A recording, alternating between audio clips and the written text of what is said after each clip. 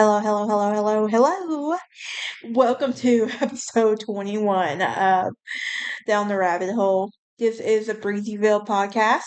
Um, and it's also a sister podcast, a True Crime Lounge, Sassy Southern Belle, Just a Breezy Chat, and Dark Academia Queen. So, what's the difference between Down the Rabbit Hole and Dark Academia Queen? Well, Down the Rabbit Hole goes into a lot of urban legends, events, and history that couldn't necessarily classify as dark academia. It also will coincide with a lot of times with my true crime channel, but I try to keep my true crime lounge podcast separate for a reason. But anyway, with that being said, let's dive into today's episode. But before I do, hit that like button, hit that bell for notifications, subscribe, help a girl out, and also go check my merch shop out. So with that being said, let's dive in. Today we're going to be talking about the seven gates of hell. So you're probably wondering, seven gates of hell? What kind of deep and disturbing stuff is this girl talking about? Well, this is an urban legend and a myth. So let's see what this legend consists of. So, the state of Pennsylvania may be scenic. It can also be super spooky. I like spooky.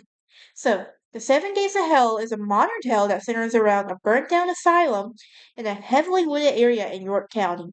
So, people claim that anyone who passes through all seven gates is sent straight to hell. So, Seven Gates of Hell now is an urban legend, and there are two versions of this legend actually exist, okay? The first one.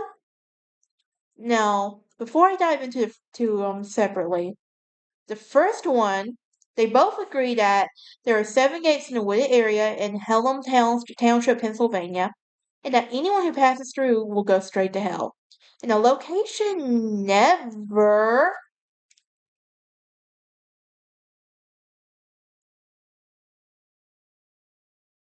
Um.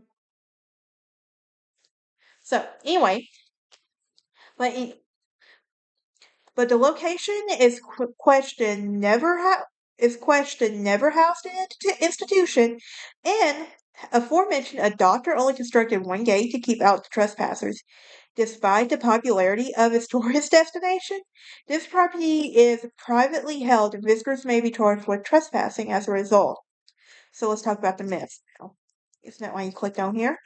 So, this myth, there are two popular versions to this myth, each with numerous variations. The first one states that a mental institution used to be located either on Toad Road or Trout Run Road, depending on the source, in the Pelham Township, Pennsylvania. It was erected as a remote location so as to isolate people who were deemed insane from the rest of the world. Now, one day, in the 1900s, a fire broke out, and due to its remoteness, firefighters could not reach the hospital in time to save it. Now, many patients died in this flame, while the others escaped and they were soon beaten to death. So, and the gate's role is the story that is disputed. Some say that the gates, where they put local search parties to trap the remaining inmates. Others say that is completely unrelated to the asylum, as an eccentric physician who lived on the property built several gates along the path of the forest. Both accounts agree that only one gate be invisible during the day, but the other six can be seen at night. Now, according to the legend, no one has ever passed the fifth gate, but if they've seen all seven, then they go directly to hell. So, what's the reality of this? Well, in reality, there used to be a road in Pelham Township named Toad Road.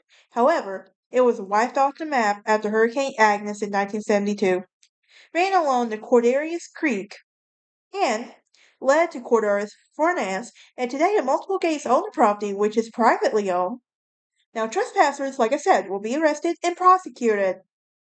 So, the gates are associated with the legend and can be found alongside the Range Road and even at the old intersection between Trout Run, Range, and Toad Road. All can be seen on day or night, and contrary to what the urban legend says, this dense wooded area is known as Trout Run. It contains the ruins of Flint Mill, is likely mistaken for a burnt down asylum. So, The only detail to back truth up to this myth will be the fact that Dr. Hill Belknap, who was a practitioner at a West Side sanitarium who lived along Toad Road, in fact, he was not eccentric, but he was actually a kind-hearted man. Now, he would have made threatening signs for any trespassers, as trespassers,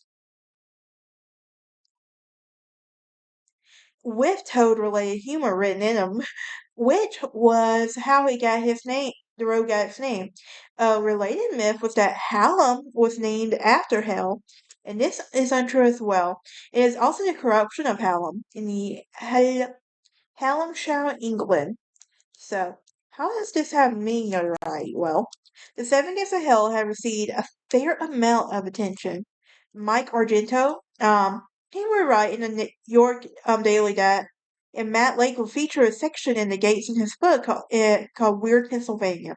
And the Helen Township published a page debunking the myth, and local resident Cheryl Engler reported a number of tourists searching for the gates and some harassing her and giving her cause to call the police.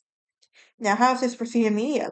Well, Toad Road was became a 2012 independent psychological horror film, which makes use of this legend. So, what do y'all think? Anybody from Pennsylvania who knows if this is actually true or not? I am very curious. I love, like I said, I love good urban legend. I love a good myth, but I really want to know, is this true or not? But anyway, y'all have a great day. Join me next time as we talk about the legend of Screaming Jenny, and we discuss if the belled buzzard is real or not. And then we get dive into one of my favorite, if not honestly, my favorite, like royal rulers in history, Queen Christina of Sweden. All right, y'all. I'll see you next time.